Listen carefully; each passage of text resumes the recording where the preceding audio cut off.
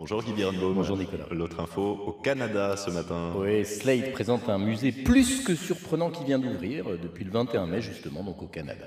Surprenant. Ouais. C'est-à-dire tous les sceptiques de nature, tous les incrédules, tous ceux qui ne croient jamais les explications officielles, tous doivent se rendre de toute urgence au musée de la Terre plate. Ça va être comme les Ripper Café, il va y avoir du monde. Alors Oui. ce musée de la Terre plate, c'est quoi? C'est un faux musée? Oui et non. Alors c'est un musée parodique ouvert donc sur l'île Fogo au nord-est du Canada, lieu connu pour être spécialement plat, mais ce musée parodique est bel et bien ouvert à tous ceux qui veulent croire, ou plutôt faire semblant de croire, que la Terre n'est pas ronde, mais toute plate. Alors la créatrice du musée n'est pas une illuminée du tout, elle s'appelle Kay Burns, elle s'intéresse à toutes les pseudo-théories de la Terre plate depuis les années 80. En fait, apparemment, quand on visite le musée, j'ai pas pu le faire parce que j'ai pas eu le temps d'aller là-bas, son caractère parodique et son second degré sont évidents.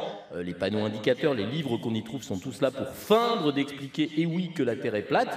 Plaisanterie assez poussée, puisque la créatrice du lieu a même changé d'identité pour se transformer en Iris Taylor, présidente de la Flat ça veut dire plat, Flat Earth Society of Canada, société qui a réellement existé, Nicolas, au début des années 70. Et quand je dis les années 70, c'est 1970, hein. C'est pas 1700 ou 1800, non, c'est 1970.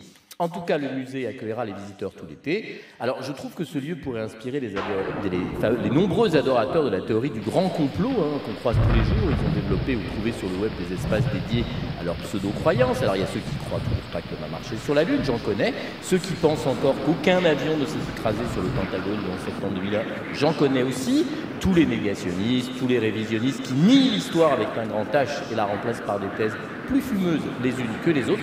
Si tous ces braves gens avaient un musée pour se défouler entre eux, peut-être arrêteraient-ils de croire que la vérité est ailleurs, parce que, comme l'écrit le très grand écrivain japonais Haruki Murakami dans 1Q84, c'est le titre, dépouiller l'histoire de sa vérité, c'est comme dépouiller quelqu'un d'une partie de sa personnalité, c'est un crime, oui, un crime.